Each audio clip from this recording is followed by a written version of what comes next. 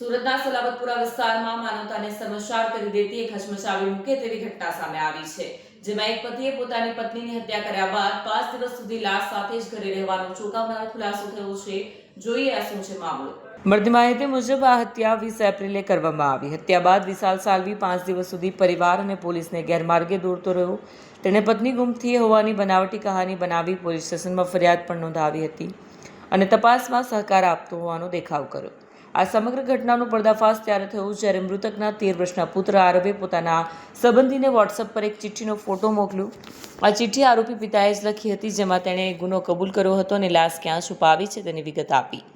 Police અને પરિવારજનો સ્થળ પર પહોંચતા સિમેન્ટના પ્લાસ્ટર નીચે દબાયેલી લાશ મળી આવી।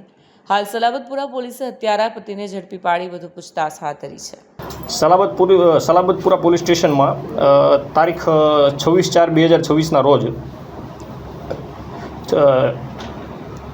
658/2026 નંબરથી એફઆઈઆર નોંધાયેલ હતી, જે ભારતીય ન્યાય સંહિતા 2023ની કલમ 103(1) તથા 238 મુજબની લગાવવામાં આવેલી હતી।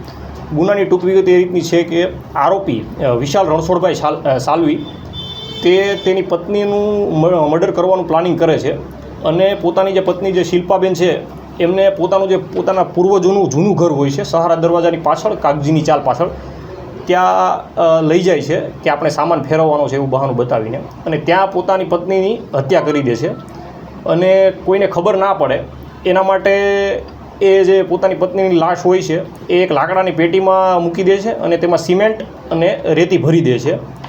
અને આ બનાવ જે છે એ 20 તારીખનો હોય છે અને લોકો સુધી લાશની દુર્ગંધ ના પહોંચે એ માટે તે એર ફ્રેશનર પણ મૂકે છે।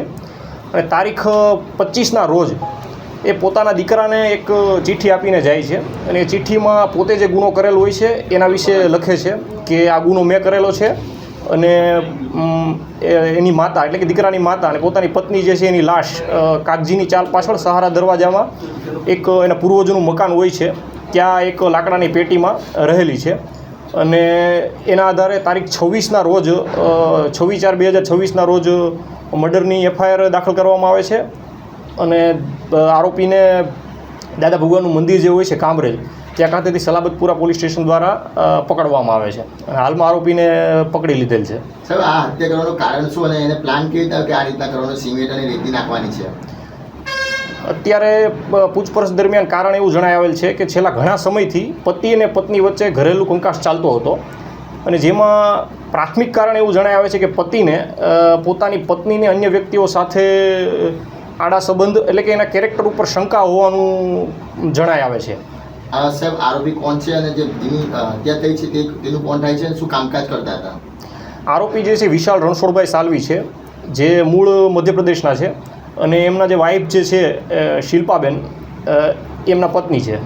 હત્યા કેવી રીતે કરવામાં આવી હતી સાહેબ? હત્યા આરોપી એ એવું પ્લાનિંગ કરે છે કે એની પત્નીને લઈ જાય છે, એમનું જે જૂનું મકાન હોય છે ત્યાં એક કારણ હોય છે કે કારણ બતાવે છે કે આપણે ત્યાં જૂનો સામાન પડેલો છે એ સામાન ફેરવવાનો હોય છે અને ત્યાં લઈ જાય છે અને આરોપી અને એમના જે પત્ની છે એ બંને સામાન ફેરવતા હોય છે।